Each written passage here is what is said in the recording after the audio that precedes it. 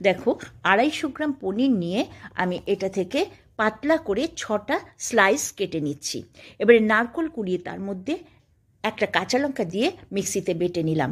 শিলে আমি 1 চামচ পোস্ত, 1/2 চামচ সর্ষে, একটা কাঁচা লঙ্কা দিয়ে বেটে নিচ্ছি। চাটু গরম করে তার মধ্যে আমি কলাপাতাগুলো সেঁকে নরম করে নিলাম।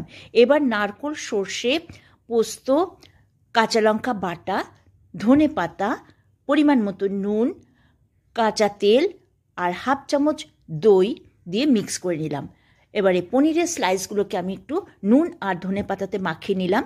যেহেতু পনিরের নিজস্ব কোনো স্বাদ নেই, এবার নারকোল, সর্ষে, পোস্ত বাটাটা আমি স্টাফিং করে দেখো স্যান্ডউইচের মতন গড়ে নিচ্ছি।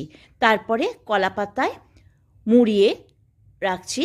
এটা তোমরা যে যেমন খুশি মুড়তে পারো। হয়ে গেল আমার সবকটা গড়া।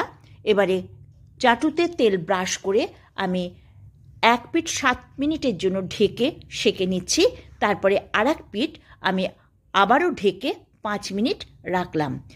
দেখো এখানে কিন্তু পনিরের সাইজটা আমি একটু বড় বড়ই নিয়েছি, তোমরা ইচ্ছে করলে ছোটও করতে পারো। আমার হয়ে গেল পাতুরি। দেখো তোমরা কিন্তু মাছ ফেলে এই প্রিপারেশনটা খাবে, ভীষণই ভালো হয়। তোমরা করে দেখো, যদি ভালো লাগে লাইক, শেয়ার আর কমেন্ট করে দিও।